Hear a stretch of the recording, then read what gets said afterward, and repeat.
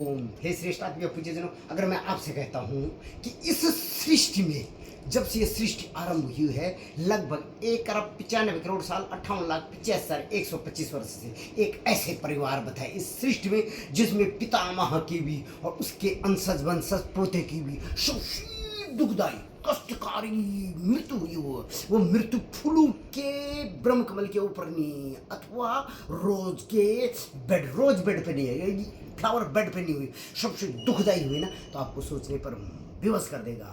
तो सुनिए पूज्यवर, पहली बार आप इस अधर्मी से धर्म का ज्ञान सुनिए। सबसे दुखदाई मौत वाला जिसका नाम यस्य स्मरण मात्रेण जन्म संसार बंधनात्, यानी गंगा तप दर्शनार्थ स्मरणार्थ अवश्य में मुक्ति हो जाती गंगा बोलने से, लेकिन उस गंगा का पुत्र पितामह भीष्म सबसे दुखदाई मौत।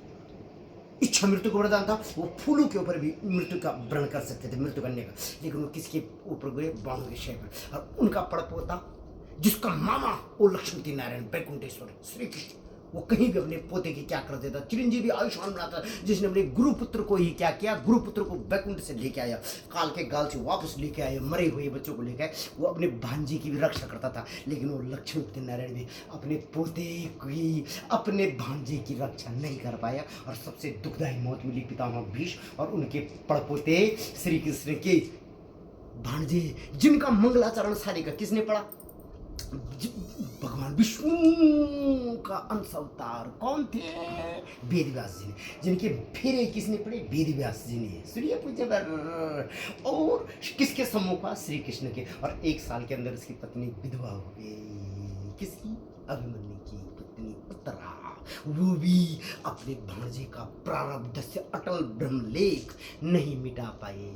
तो दुनिया में सबसे दुखदायी मौत किसकी हुई? गंगा के पुत्र पितामह भीष्म की और श्री कृष्ण के भांजे अभिमन्यु की।